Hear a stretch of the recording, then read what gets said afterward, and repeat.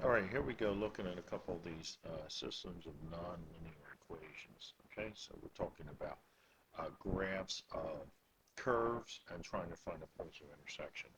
So it kind of serves as a good refresher at this point, coming right prior to the exam.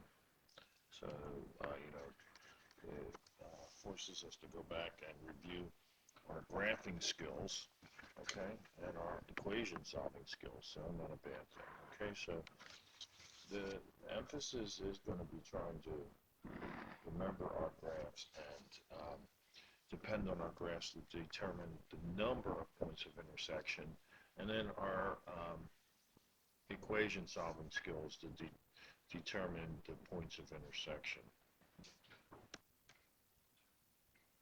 So hopefully you remember these graphs, 1 over x and x cubed. They're part of our 7 deadly functions. Let's do a little color coding. Okay, 1 over x, looking like this, and x cubed, okay, looking like this. Alright, x cubed, 1 over x. Well, it appears as if they have 2 points of intersection. Both graphs are symmetric to the origin, so whatever the point of intersection here is going to be, which I bet is going to be 1 comma 1, the point symmetric, opposite values of x produce opposite values of y, would be negative 1 comma negative 1. Now, alright, pretty much I was able to gain information owing to my understanding of the graphs. Otherwise, okay, and still we should be able to solve them by setting them equal, in which case we get x cubed equals 1 over x, which is to imply that x to the 4th power is equal to 1, which is to imply that x is equal to the 4th root of 1, which means x is equal to both 1 and negative 1. Okay, so if x is equal to both 1 and negative 1, going back into either equation, when we put in 1, we get out 1 from 1 over x, or when we put in negative 1, we get out negative 1. So that accounts for our 2 points of intersection. Okay, let's go and look at our graphs of, in this case, my root graphs, which of course are variations like this.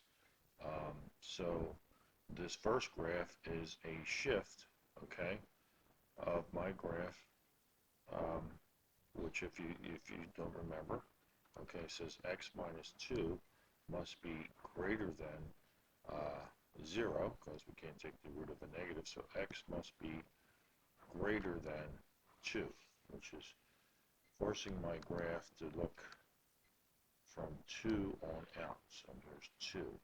Now my other graph, okay, would be with the domain restriction that, okay, 4 minus x is greater than 0, or negative x is greater than negative 4, or x is less than 4, which means I'm coming out here and I'm going backwards. Okay, so obviously we can see that they have a point of intersection. All right, right here. Want to find what that point of intersection is? Well, we can set the two equations equal.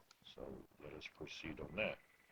So we say x minus 2 root is equal to 4 minus x root. If I square up both sides, okay, I get x minus 2 equals 4 minus x. That's going to solve quite easily, okay, which is going to give me 2x equaling 6, or x equaling 3. So my x value of the point of intersection is 3. Throwing it back up into either one of these equations, I think you'll find that it's easily 3 comma 1 is the point of intersection. Okay? Alright, this next one I'm going to come back to in another video. It's rather detailed, and it's worth reviewing because we'll get to refresh some of our algebra skills there as well.